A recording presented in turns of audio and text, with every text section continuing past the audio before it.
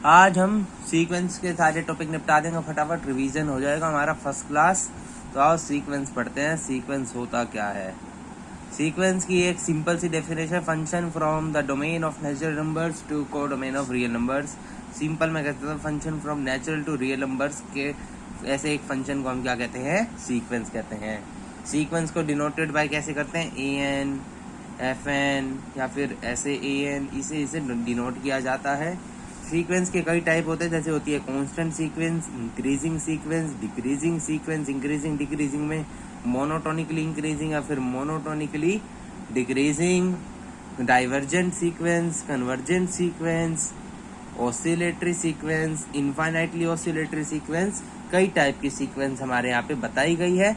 Sequence की range क्या होती है कि जितने भी सीक्वेंस के डिस्टिंक्ट टर्म्स है उस सब का सेट को हम क्या कहते हैं? रेंज ऑफ ए सीक्वेंस कहते हैं। फॉर एग्जाम्पल सिंपल से सीक्वेंस ले लो, -1 की पावर n, इसमें क्या टर्म्स आएगी? 1 -1 1 -1। तो रेंज क्या होगी इसकी? 1 और -1, ये इसकी रेंज हो गई, रेंज ऑफ सीक्वेंस हो गई। 1/n एक सीक्वेंस ले लेते हैं, 1/n एक सीक्वेंस ले लेते हैं, an इक्वल्स टू 1/n एक सीक्वेंस ले लेते हैं। इसमें इसके नंबर ऑफ एलिमेंट्स क्या आएंगे? n को 1 रखा तो 1, 2 रखा तो 1/2, 3 रखा तो 1/3, 3 अप टू इन्फिनिटी, n की वैल्यू इन्फिनिटी के लिए, ठीक है? नहीं, अप टू बहुत सारे एलिमेंट्स, ठीक है? तो ये इसका रेंज हो गया। ये कितना, कौन सा है? इनफाइनाइट सेट है, because number of terms n, हम n की इनफाइनाइट वैल्यूज रखेंगे तो इनफाइनाइट टर्म्स आ जाएगी। अब आता है सीक्वेंस का एक टाइप जो कि होती है बाउंडेड और अनबाउंडेड सीक्वेंस। तो बाउंडेड सीक्वेंस क्या होती है? आप एक सिंपल घटिया डेफिनेशन की जगह आपको एक सिंपल बात से बताऊं कि बाउंडेड सीक्वेंस होती क्या है कि पूरी सीक्वेंस में सारी टर्म्स में एक ऐसा नंबर k एग्जिस्ट करेगा जिससे सारी टर्म्स की सीक्वेंस इस एक नंबर से छोटी होगी। मतलब n is greater than equal to k। सारी सीक्वेंस की टर्म, उनमें से कोई एक टर्म, सारी टर्म लगभग छोटी या बराबर होगी इस k के।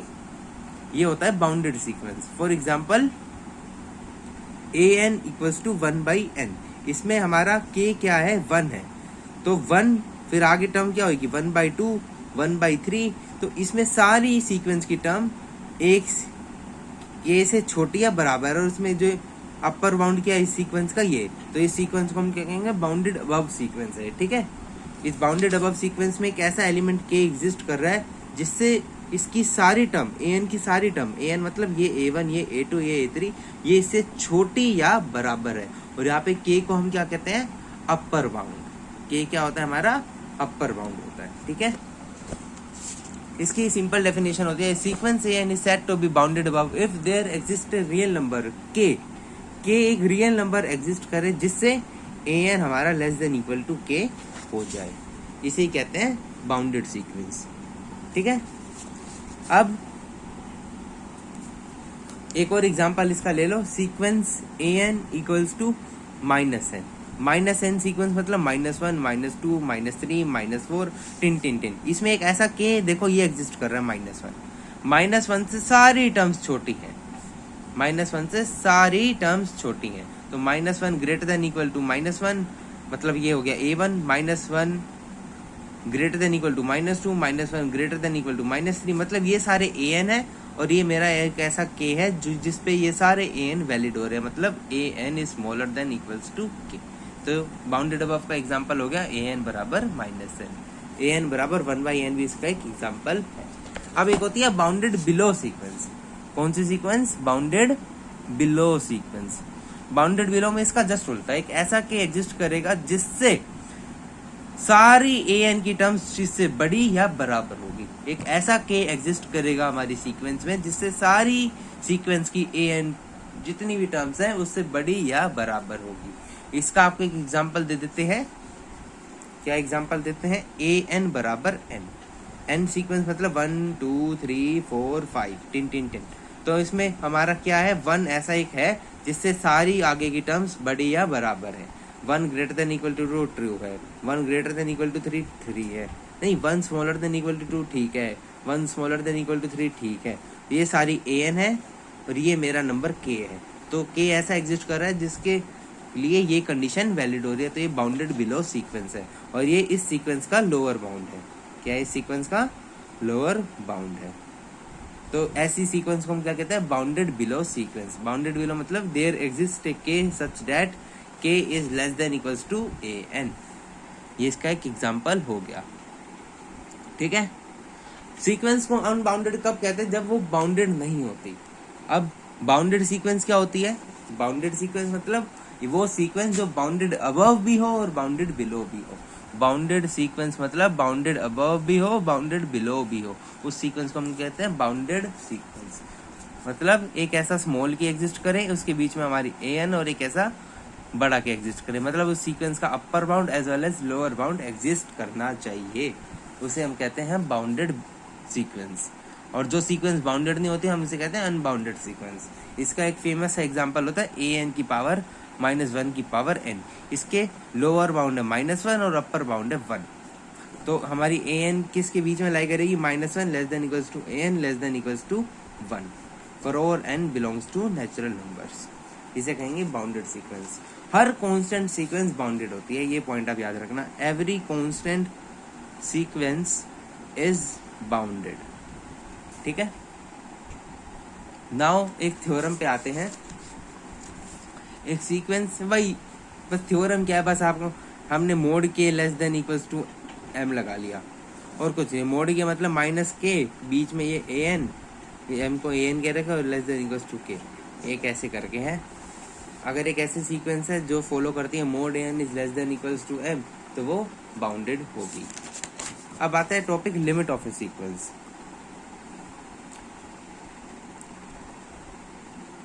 लिमिट ऑफ ए सीक्वेंस क्या होता है, लिमिट जहाँ पे उसकी जो सीक्वेंस की nth टर्म की लिमिट है, अगर वो एग्जिस्ट कर रही है तो वो वहाँ कन्वर्ज करेगी। इसका मतलब कुछ ऐसा होता है कि आप देखो, अगर मैं एक सीक्वेंस ले लूँ A N equals to 1/n, जैसे जैसे मैं n की वैल्यू को इंक्रीज करता जाऊंगा, सीक्वेंस की वैल्यू एक तरीके से, जो भी n की वैल्यू इंक्रीज करके जो ए एन आएगी वो एक पर्टिकुलर वैल्यू तक जाती जाएगी जाती जाएगी जाती जाएगी और फाइनली एक वैल्यू तक कन्वर्ज कर जाएगी। मतलब a N tense to 1/n पे अगर limit n tends to infinity 1/n करूँ तो वो 0 है, मतलब ये सीक्वेंस 0 को कन्वर्ज कर रही है। तो 0 क्या है, इस सीक्वेंस का लिमिट पॉइंट है,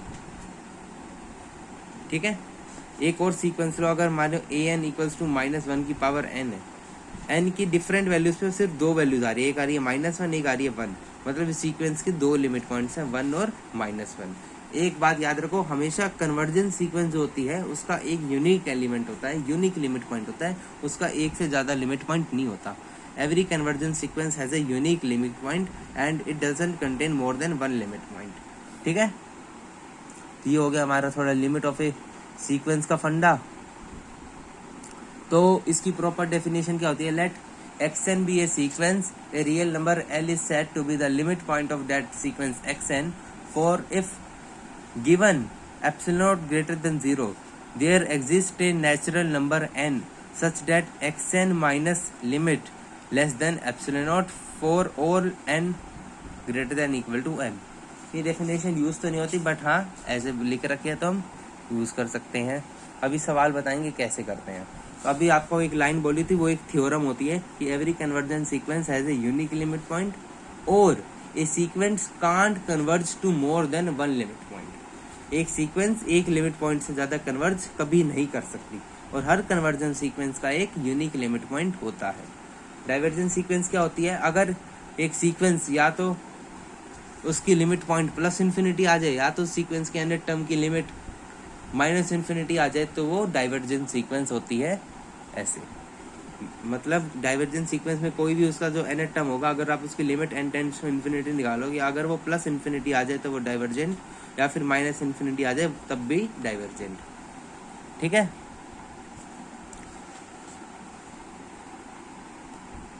आगे देखते हैं। अब आता है ऑसिलेटरी सीक्वेंस। ऑसिलेटरी सीक्वेंस क्या होता है, अगर जो हमारी लिमिट सीक्वेंस ए एन है या वो कन्वर्ज नहीं कर रही किसी फाइनाइट नंबर पे, ये किसी फाइनाइट नंबर पे कन्वर्ज नहीं कर रही, मतलब उसकी लिमिट इनफाइनाइट आ रही है और ना तो +∞ आ रही है या तो ना तो -∞ आ रही है, तो हम उसे कहते हैं ऑसिलेटरी सीक्वेंस। ऑसिलेटरी सीक्वेंस दो टाइप की होती है, एक तो होता है बाउंडेड ऑसिलेटरी सीक्वेंस। जो सीक्वेंस बाउंडेड है बट इसकी लिमिट पॉइंट 1 से ज़्यादा है, तो वो होती है फाइनाइटली ऑसिलेट फाइनाइटली। और एक होती है अनबाउंडेड सीक्वेंस। देखो ऑसिलेटरी के दो टाइप होते हैं, एक होता है फाइनाइट ऑसिलेट फाइनाइट, और एक होता है ऑसिलेट इनफाइनाइट। ऑसिलेट फाइनाइट में क्या होता है, सीक्वेंस बाउंडेड जरूर होती है, इसका एक कंडीशन है, सीक्वेंस बाउंडेड होगी बट उसके 2 लिमिट पॉइंट आ जाएंगे, ठीक है, मतलब 1 से ज्यादा लिमिट पॉइंट आ जाएगा, तब उसे कहते हैं ऑसिलेट फाइनाइट। एग्जाम्पल -1 की पावर n, इसके 2 लिमिट पॉइंट है, -1 और 1, बट ये बाउंडेड है, इन दोनों के बीच के बाहर एग्जिस्ट नहीं कर रहा है इसका और पॉइंट, मतलब ये इसका कौन सा है, लोअर बाउंड है, ये इसका अपर बाउंड है, मतलब ये बाउंडेड सीक्वेंस है, तो हम ये कहेंगे ये ऑसिलेट फाइनाइट सीक्वेंस है। ऑसिलेट इनफाइनाइट में क्या होता है, सीक्वेंस जो हमारी an होती है ये होती है हमारी अनबाउंडेड सीक्वेंस, अनबाउंडेड होती है। फॉर एग्जाम्पल n इंटू -1 की पावर n, तो इसका एक -इन्फिनिटी से इन्फिनिटी, अगर आप n की वैल्यू बढ़ाओगे घटाओगे तो इसकी रेंज आएगी -इन्फिनिटी से इन्फिनिटी, मतलब इसका लिमिट पॉइंट -इन्फिनिटी भी आ रहा है और +इन्फिनिटी भी आ रहा है, 2 से ज्यादा है और किसी एक नहीं है, कोई एक नहीं है, या तो अगर +इन्फिनिटी होता तो डाइवर्जेंट बोल देते, या अगर इसकी nth टर्म की लिमिट -इन्फिनिटी होते तब भी डाइवर्जेंट बोल देते, बट तो यार इसकी रेंज -इन्फिनिटी से इन्फिनिटी है, मतलब ये है ऑसिलेट इनफाइनाइटली, ठीक है। ये फंडा है ऑसिलेटरी सीक्वेंस का, बस हमें इसमें इतना ही जानना है, ज्यादा डिटेल नहीं पढ़नी ऑसिलेटरी सीक्वेंस की। आपको डेफिनेशन बोल देता हूँ, इफ हमारी कोई भी sequence an neither converges to a finite number nor diverges to +infinity और -infinity, then it is called as oscillatory sequence. Oscillatory sequence 2 type की होती है, एक तो होता है एक बाउंडेड सीक्वेंस जो कन्वर्ज नहीं कर रही मतलब उसके एक लिमिट पॉइंट नहीं है, 1 से ज्यादा लिमिट पॉइंट है, तो वो एक ऑसिलेट फाइनाइटली सीक्वेंस है। और ऑसिलेट इनफाइनाइटली सीक्वेंस की क्या डेफिनेशन है, एक अनबाउंडेड सीक्वेंस, ना वो डाइवर्ज नहीं कर रही, मतलब वो रेंज उसकी -इन्फिनिटी भी है और +इन्फिनिटी भी है, ऐसा थोड़ी ना होता है डाइवर्जन के केस में। डाइवर्जन के केस में तो लिमिट पॉइंट एक ही होती है, या तो इन्फिनिटी है तो -इन्फिनिटी, इसकी तो दोनों है, मतलब हम ऐसे बोलेंगे an unbounded sequence which is not divergent is said to be oscillate infinitely.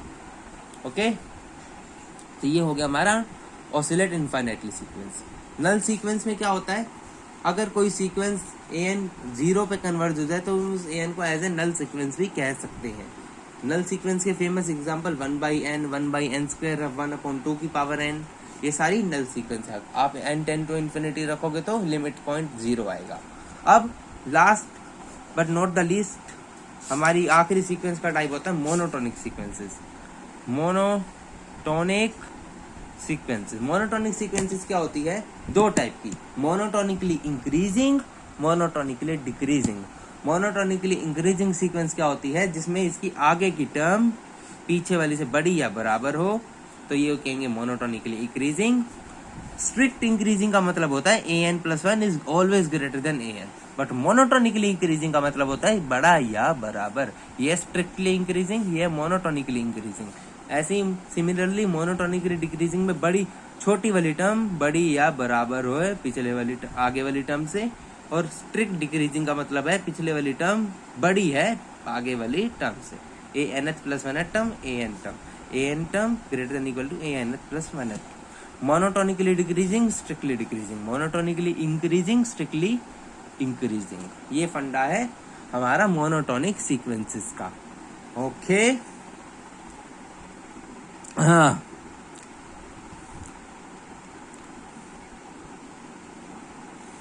आओ थोड़े एग्जाम्पल करते हैं इसके, कि हमें कैसे पता चलेगा कि मोनोटोनिकली इंक्रीजिंग है या डिक्रीजिंग है। तो पहला हम एक सीक्वेंस ले लेते हैं, an बराबर 3n+7/4n+8। कुछ नहीं करना, an तो एज इट इज यही रहेगा, an+1 टर्म निकाल लो। an+1 कैसे निकालोगे, n को n+1 3 × n+1+7/4 +1+7, ये सोल्व करके क्या आएगा 3n+10/4 × n+3। इन दोनों को माइनस कर दो, an+1 माइनस an कर दो तो 3n+10/4 × n+3 minus this 3n+7, जो भी यार 4n+4, मैं ये तो करूंगा नहीं, अब मैं इसका डायरेक्ट आंसर लिख देता हूँ, ये आएगा -1/4n+3 इंटू में n+2। माइनस लगा तो ऑफकोर्स 0 से छोटा होगा, मतलब अगली माइनस पिछली नेगेटिव आ रही है, मतलब अगली बड़ी है पिछली छोटी है। और ये इसका केस होता है मोनोटोनिकली डिक्रीजिंग का। इसका मतलब है an+1 is smaller than equal to an for all n belongs to natural number such that it is strictly. अब देखो माइनस आए तो स्ट्रिक्टली इक्वल टू लगाने का कोई फंडा नहीं बनता। स्ट्रिक्टली लेस देन 0 है, मतलब it is strictly monotonically decreasing, ऐसे बोलते हैं। स्ट्रिक्टली डिक्रीजिंग की जगह बोल देंगे स्ट्रिक्टली मोनोटोनिकली डिक्रीजिंग सीक्वेंस है, ठीक है। और हेंस मोनोटोनिक तो है ही। अगला एग्जांपल ले लेते हैं हम एक जीपी वाली सीक्वेंस का। सीक्वेंस हमारी क्या है, 1/2 + 1/2 स्क्वायर + 1/2 क्यूब फलाना ढिमकाना लेके 1/2 की पावर n, ठीक है। तो an हमारी ये होगी, तो an+1 क्या होगी, 1/2 + 1/2 स्क्वायर प्लस टिन आखिरी टर्म क्या होगी 1/2n, और इसके बाद n की जगह n+1 भी रखना है तो 1/2 की पावर n+1। इन दोनों को माइनस करोगे तो क्या बचेगा, ये सब कट जाएगा। तो an+1 माइनस n में बस ये आखिरी टर्म बच जाएगी हमारी 1/2 की पावर n+1, जो कि हमें दिख रहा है 1/2 का कोई भी फ्रैक्शन जो होगा वो 0 से ऑफकोर्स बड़ा होगा। इसका मतलब ये पॉजिटिव वैल्यू है, मतलब इसका डिफरेंस एक पॉजिटिव है, तो ये मोनोटोनिकली इंक्रीजिंग सीक्वेंस है। an is monotonically increasing sequence. ये पता लगा है, क्वेश्चन आएगा कि बताओ ये मोनोटोनिकली इंक्रीजिंग है डिक्रीजिंग है, ऐसे आपको फाइंड करके कर लेना है काम। ओके, आगे चलते हैं। अगर हमें क्वेश्चन आएगा discuss the boundness of the sequence, हमें सीक्वेंस की बाउंडेडनेस निकालने की, बाउंडेड है या नहीं है। तो पहला क्वेश्चन इसमें an = 3, हमने बताया था कि कांस्टेंट सीक्वेंस है तो ऑफ कोर्स इट बाउंडेड होगी, बात खत्म। अगला एग्जांपल है कांस्टेंट सीक्वेंस दिख रही है यार, तो मैंने आपको एक लाइन लिखवाई थी, every constant sequence is bounded.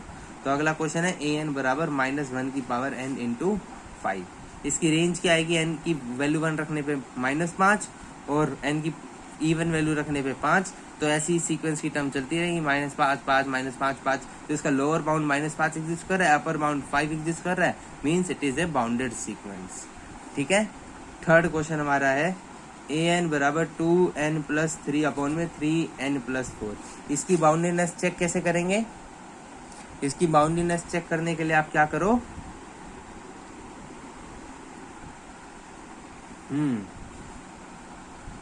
इसकी बाउंडेडनेस चेक करने के लिए आप इसका क्या करो, आपको एक थ्योरम बताता हूं मैं, ठीक है। आपको एक प्यारी सी थ्योरम बताता हूँ, आपको कोई मेहनत नहीं करनी। अगर देखो, अगर कोई सीक्वेंस की nth टर्म की लिमिट, मेरी बात कान खोल के सुनना, अगर किसी सीक्वेंस की nth टर्म की लिमिट कोई l आए, सुन लो कान खोल के बात, अगर कोई भी लिमिट की, कोई भी सीक्वेंस की nth टर्म की लिमिट l आए और l हमारा, l का मोड हमारा 1 से छोटा हो, तो वो सीक्वेंस हमेशा आंख बंद करके बोल देना कन्वर्जेंट है।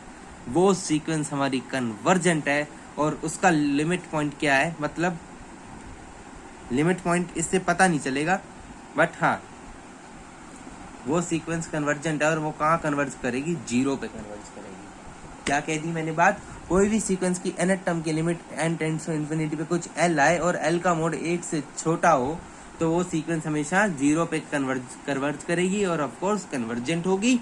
एंड मैंने आपको क्या कहा था कि जो कन्वर्जेंट सीक्वेंस होती है वो हमेशा बाउंडेड तो होएगी ही होएगी, वो हमेशा बाउंडेड तो होएगी ही होएगी, ठीक है। तो अगर हमने एग्जांपल क्या किया, हमारी an सीक्वेंस क्या आती है अभी पिछले क्वेश्चन में 2n+3/3n+4। अगर आप किसी limit n tends to infinity 2n+3/3n+4 निकालोगे, ऑफ कोर्स n की पावर ऊपर सेम है तो इनके कोफिशिएंट की रेशियो का ही हमारी लिमिट आती है 2/3, जो कि 1 से छोटी है। मतलब हमारी an सीक्वेंस क्या है, कन्वर्जेंट है। And we know every theorem है, every convergent sequence is bounded, every convergent sequence is bounded, hence given sequence is bounded sequence. Okay, अब ये बाउंडेड अबव है या बाउंडेड बिलो, ये आप चेक कर सकते हो। अगर ये बाउंडेड अबव है तो 1 सेकेंड,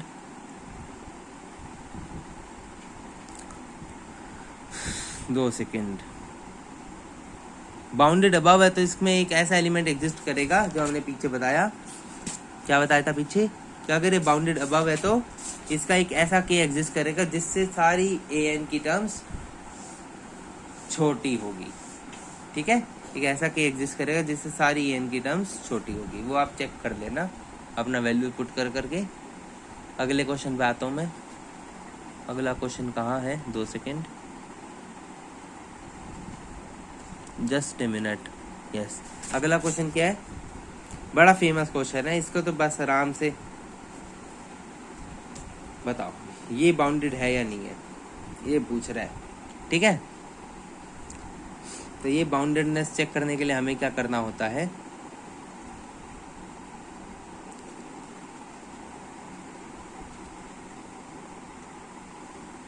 ठीक है देखो,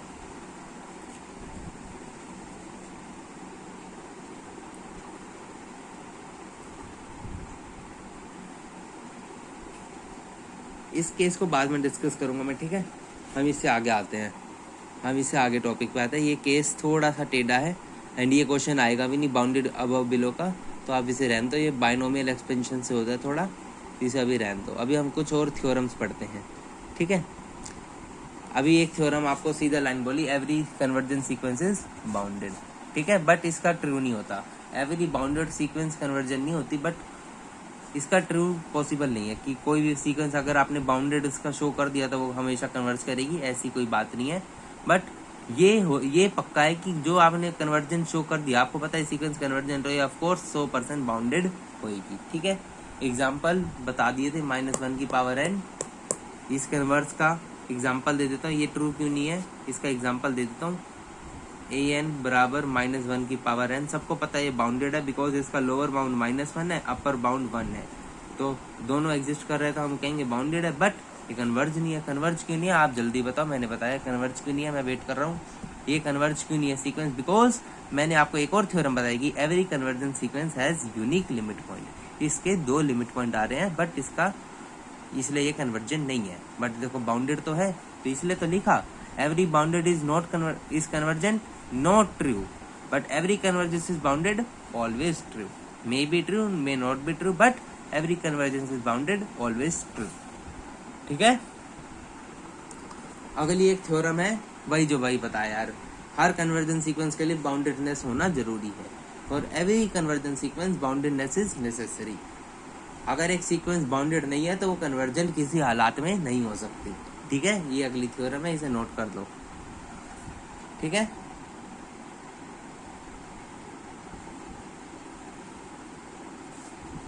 अगर एक सीक्वेंस की लिमिट पॉइंट L है, 2 सेकेंड, हाँ ये तो चलो बता दी थी, L वाला बता दिया था मैंने। और कौन सा टॉपिक रह गया अब हमारा, कौन से टॉपिक रह गए हैं, हाँ अब मोनोटोनिक कन्वर्जेंस थ्योरम आती है। कौन सी थ्योरम आती है, मोनोटोनिक कन्वर्जेंस थ्योरम। ये क्या कहती है, अगर मेरी एक सीक्वेंस है वो monotonically increasing plus bounded above है, अगर मेरी कोई भी sequence an monotonically increasing plus bounded above है, तो वो सीक्वेंस अपने लीस्ट अपर बाउंड पे एग्जिस्ट करेगी। उसकी जो कन्वर्जेंट होगी तो वो सीक्वेंस कन्वर्ज का करेगी अपने लीस्ट अपर बाउंड पे। अब लीस्ट अपर बाउंड और ग्रेटेस्ट लोअर बाउंड मैंने आपको बताया नहीं है, बट आप पहले थ्योरम सुन लो, देन मैं आपको इसकी ब्रीफ समरी देता हूँ कि लीस्ट अपर बाउंड किसे कहते हैं, ग्रेटेस्ट लोअर बाउंड किसे कहते हैं। पहला मोनोटोनिक इंक्रीजिंग थ्योरम ने क्या कहा, अगर मेरी an सीक्वेंस मोनोटोनिकली इंक्रीजिंग है और बाउंडेड अबव है तो वो कहाँ कन्वर्ज करेगी, अपने लीस्ट अपर बाउंड पे कन्वर्ज करेगी। एंड सिमिलरली सेकेंड पॉइंट क्या कहता है, अगर एक मेरी an सीक्वेंस मोनोटोनिकली डिक्रीजिंग है प्लस बाउंडेड बिलो है तो वो कहाँ कन्वर्ज करेगी, अपने ग्रेटेस्ट लोअर बाउंड पे कन्वर्ज करेगी। Fine, okay.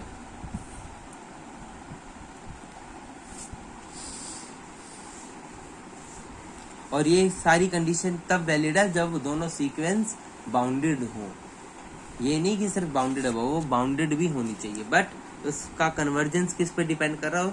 अगर इंक्रीजिंग है तो वो कन्वर्जेंट क्या करेगी अपने लीस्ट अपर बाउंड पे, और डिक्रीजिंग सीक्वेंस है तो वो क्या कन्वर्ज करेगी अपने ग्रेटेस्ट लोअर बाउंड पे। बट कंडीशन, मेन कंडीशन क्या है कि वो सीक्वेंस पूरी तरीके से बाउंडेड, मतलब उसका लोअर बाउंड अपर बाउंड दोनों एग्जिस्ट करना चाहिए। Okay,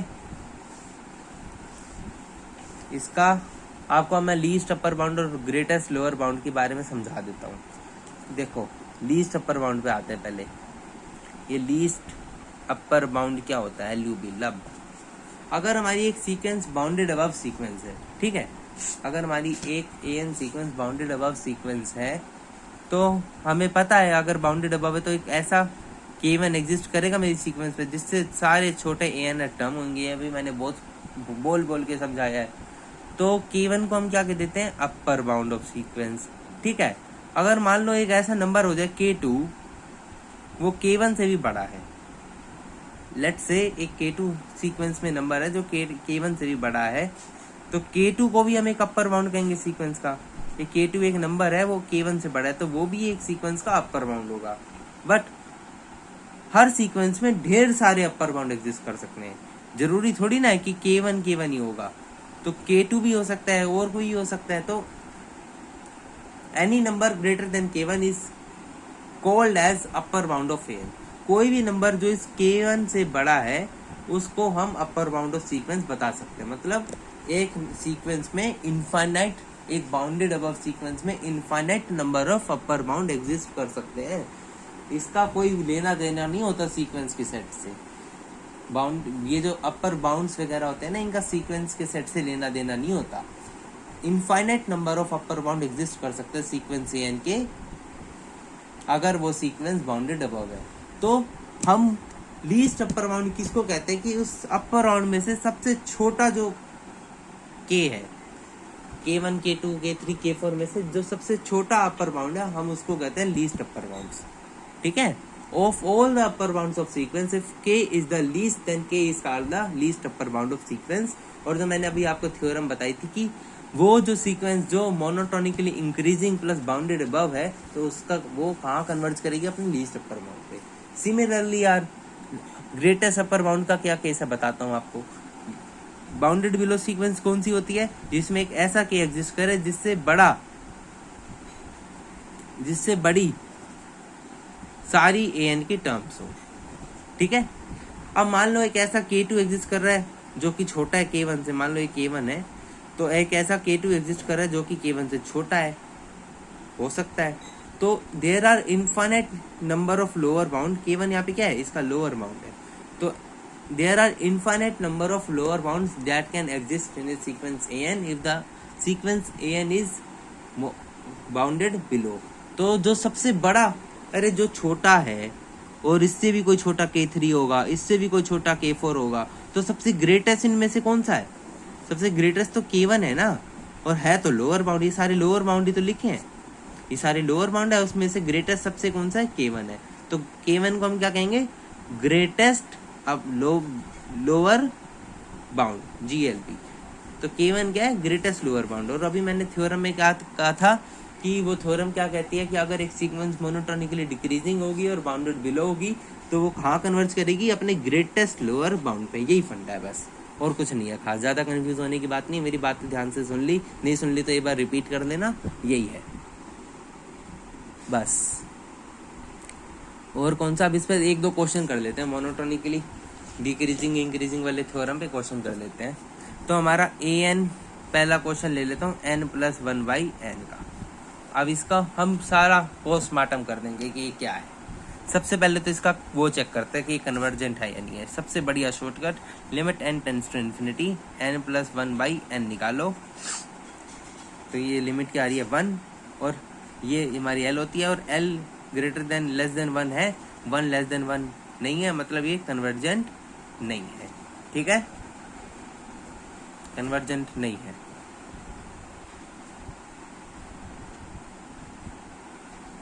L is less than equal to 1 शायद कंडीशन होती है।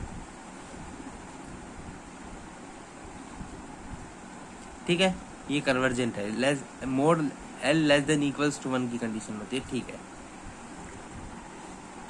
ठीक है।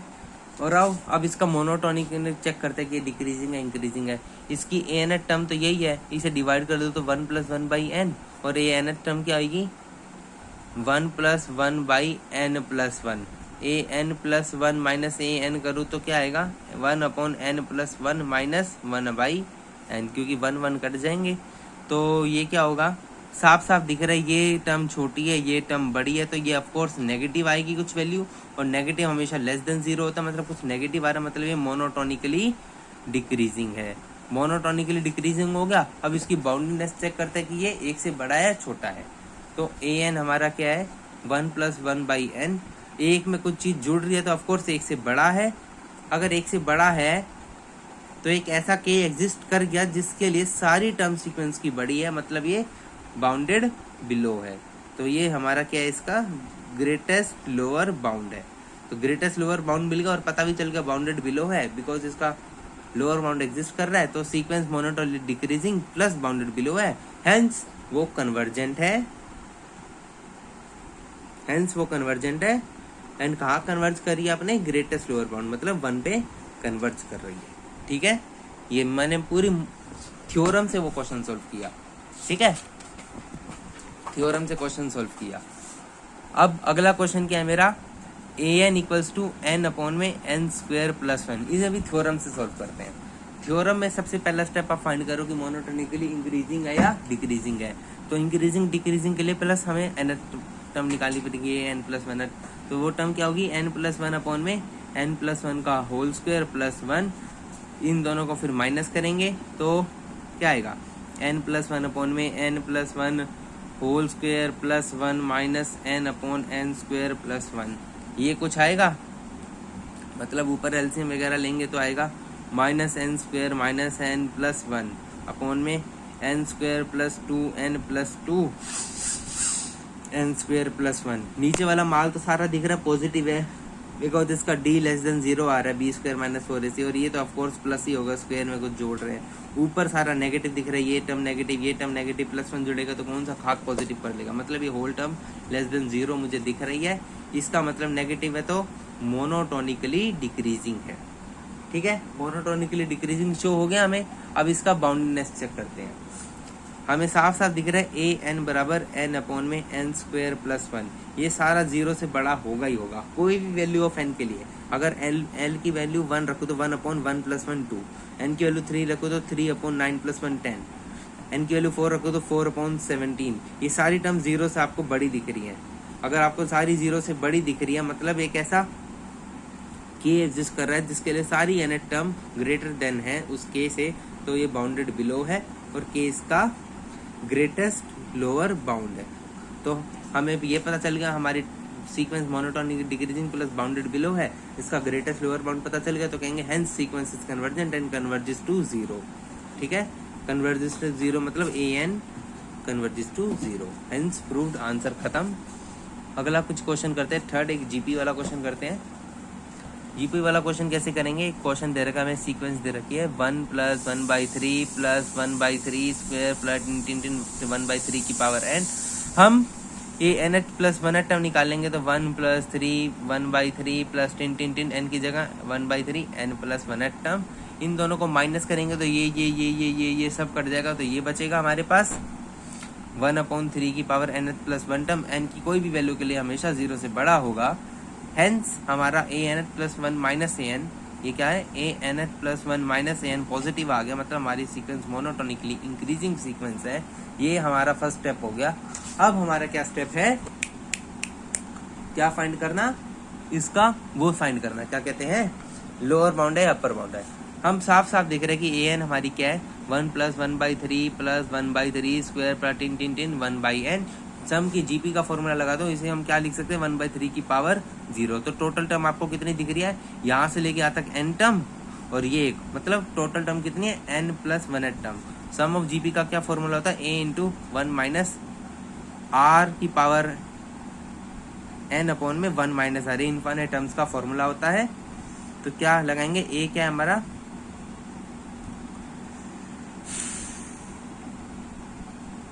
2 मिनट। हाँ, ए क्या हमारा 1 है, 1/3 की पावर 0 1, 1 इंटू 1 माइनस आर क्या हमारा डिवाइड करेंगे रेशियो, तो आर क्या आ रहा है हमारा 1/3 आ रहा है, तो 1 माइनस 1/3 की पावर कितने है, कितनी टर्म्स है, एन क्या है n प्लस 1 और 1 माइनस आर मतलब 1 माइनस 1/3, तो ये हो जाएगा 2/3 और ऊपर जाके हो जाएगा 3/2 और ये बचेगा 1 माइनस 1 अपॉन में 3 की पावर n प्लस 1। तो इसे सोल्व करेंगे तो आएगा 3/2 माइनस 1/2 इंटू 3 की पावर n, क्योंकि जब 3 मल्टीप्लाई होगा तो यहाँ 3 आ जाएगा और यहाँ पे जाके पावर माइनस हो जाएगी, तो -1 करके ये कट जाएगा, 2/3 की पावर n बचेगा। साफ साफ दिख रहा है कि ये स्मॉलर है 3/2 से, कि 3/2 में से कोई भी n की वैल्यू भरेंगे तो ये माइनस होएगा ना 3/2 में से, तो ये ऑफकोर्स 3/2 से तो छोटा ही रहेगा, मतलब 3/2 से कुछ चीजें कम ही हो रही है n की वैल्यू रखने पे, कुछ फ्रैक्शन तो माइनस ही हो रहा है। तो एक ऐसा के एग्जिस्ट कर गया जिसके लिए सारी n टर्म्स इससे छोटी आ रही है, मतलब ये किसका केस होता है, बाउंडेड अबव का, और ये इसका क्या है, लोएस्ट क्या है ये, इसका लोएस्ट अपर बाउंड है। तो सीक्वेंस बाउंडेड अबव भी होगी, मोनोटोनिकली इंक्रीजिंग भी होगी, हेंस वो कन्वर्जेंट होगी, और कहाँ कन्वर्जेंट होगी, इसके लोएस्ट अपर बाउंड पे जो कि है 3/2, मतलब हमारी an कहाँ कन्वर्ज करेगी, 3/2 पे कन्वर्ज करेगी। फाइन, अब हमारा क्या थ्योरम रह गई भैया, हाँ अब कुछ एक्सपेक्शन वाली थ्योरम रहेगी। मोनोटोनिकली, अगर एक मोनोटोनिकली इंक्रीजिंग सीक्वेंस है जो कि बाउंडेड नहीं है, इंक्रीजिंग सीक्वेंस तो आपने शो कर दिया बट वो बाउंडेड नहीं आ रही, तो वो हमेशा डाइवर्ज करेगी प्लस इन्फिनिटी पे। और अगर आपने कोई सीक्वेंस ढूंढी जो कि डिक्रीजिंग सीक्वेंस है मोनोटोनिकली बट वो बाउंडेड बिलो नहीं है, पहला केस था कि आपने मोनोटोनिक इंक्रीजिंग सीक्वेंस ढूंढी बट आप ये शो नहीं कर पाए कि वो बाउंडेड अबव है, मतलब उसका कोई बाउंडेड अबवनेस आपने शो नहीं करी, तो वो डाइवर्ज करेगी प्लस इन्फिनिटी पे, मतलब डाइवर्जेंट सीक्वेंस है। या फिर कोई मोनोटोनिकली डिक्रीजिंग सीक्वेंस है जो कि आप जो बाउंडेड बिलो नहीं है, तो वो डाइवर्ज करेगी माइनस इन्फिनिटी पे। ये थी सिंपल सी बात, ठीक है, ये नोट कर लेना, मैंने ऐसी बोल दी। Every monotonically increasing sequence which is not bounded above वो डाइवर्जेंट होगी, और कहाँ डाइवर्ज करेगी, प्लस इन्फिनिटी पे डाइवर्जेंट होगी, डाइवर्ज क्या करेगी, प्लस इन्फिनिटी पे। Same monotonically decreasing which is not bounded below, तो वो क्या होगी, डाइवर्जेंट सीक्वेंस होगी, और कहाँ डाइवर्ज करेगी, माइनस इन्फिनिटी पे। बस बात खत्म। हर मोनोटोनिक सीक्वेंस कन्वर्ज और डाइवर्ज करेगी ही करेगी, मोनोटोनिक सीक्वेंस कभी भी ऑसिलेटरी नहीं हो सकती, ये बात गांठ बांध लो, ये भी एक थ्योरम होती है। Every monotonic sequence either converges और डाइवर्जेस एंड नेवर ऑसिलेटरी, ठीक है। अब क्या रह गया भैया, लिमिट पॉइंट्स कैसे निकालते हैं सीक्वेंस के, an को 0 रख दो, ठीक है, limit an n tends to infinity को 0 रख दो, तो आपके लिमिट पॉइंट्स ऑफ सीक्वेंस आ जाएंगे, ठीक है। सैंडविच थ्योरम कुछ होती है कि अगर हमारी सीक्वेंस का ऐसा हाल है कि an greater than equal to bn greater than equal to cn, अगर इसकी लिमिट l जा रही है, इसकी लिमिट l जा रही है, तो ऑफकोर्स इसकी लिमिट भी l जाएगी, इसे हम कहते हैं सैंडविच थ्योरम। ये बात है, ये बता दी मैंने। और क्या रहेगा इस चैप्टर में, हाँ अब कोची वोची आ गया थोड़ा बहुत कोची सीक्वेंस आ गया है, कोची सीक्वेंस भी बता देते हैं क्या होता है। उससे पहले एक थ्योरम जान लेते हैं। अगर हमारी an कोई भी सीक्वेंस है, मैंने शायद ये बता दिया, अगर कोई an सीक्वेंस है और उसकी लिमिट, नहीं ये नहीं बताई, limit n tends to infinity a nth plus 1 upon a nth term की लिमिट अगर कोई l आ रही है और इस l की वैल्यू मोड l की वैल्यू लेस देन 1 है, तो हमेशा वो सीक्वेंस कहाँ कन्वर्ज करेगी, पहली बात है वो कन्वर्जेंट होगी हमेशा, और कहाँ कन्वर्ज करेगी, 0 पे कन्वर्ज करेगी। ये very very very very very very very important theorem है, इसको रट लो कि कोई भी सीक्वेंस an है, अगर उसकी limit n tends to infinity a nth plus 1 term upon में a nth टर्म की कोई लिमिट l आई और l की वैल्यू मोड l की वैल्यू 1 से छोटी है, तो वो सीक्वेंस कन्वर्जेंट है, प्लस वो कहाँ कन्वर्ज करेगी, 0 पे कन्वर्ज करेगी। अब एक थ्योरम आती है Kochi first theorem on limits. On sequences. Kochi theorem भैया क्या कहता था, कोची वाला भाई क्या कहता था, कोची वाले भैया कहते थे कि, एक सेकंड रुको, एक बार लिखा है मैंने कहीं था, अगर कोई भी लिमिट की सीक्वेंस,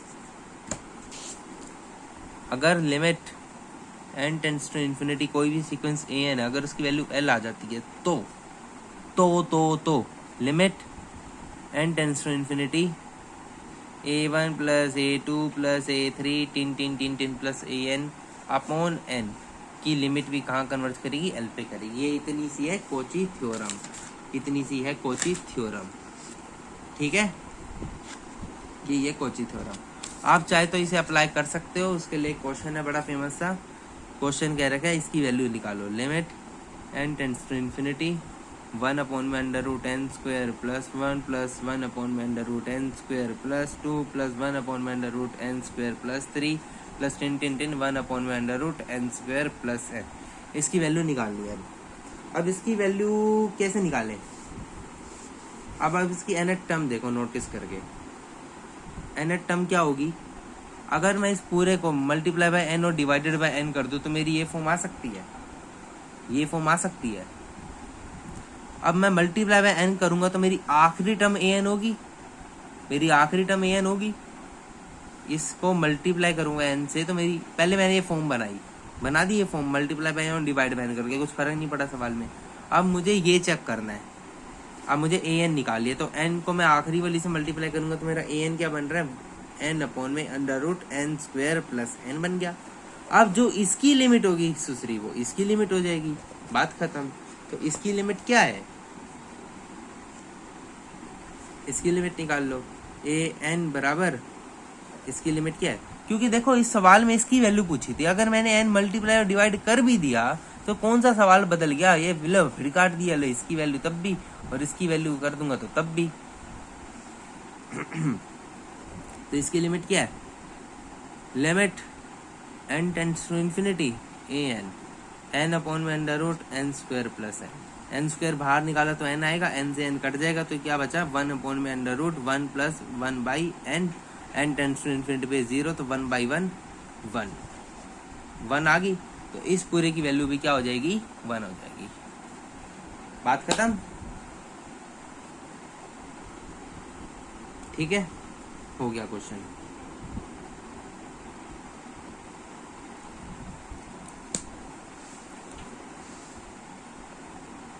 और कौन सा टॉपिक रह गया है भैया, हाँ, और कुछ रह नहीं गया है, मेरी तरफ से पूरे चैप्टर के सारे क्वेश्चन हो चुके हैं। और कुछ देखता हूँ, कोई क्वेश्चन मिल जाए तो कर लेते हैं। बस यही टॉपिक्स थे हमारे पूरे सीक्वेंस चैप्टर में, लंबा चैप्टर था, वीडियो को 1 2 3 बार देख लेना तो दिमाग में पूरा चैप्टर के टॉपिक्स बैठ जाएंगे, बात खत्म, बाय बाय टाटा।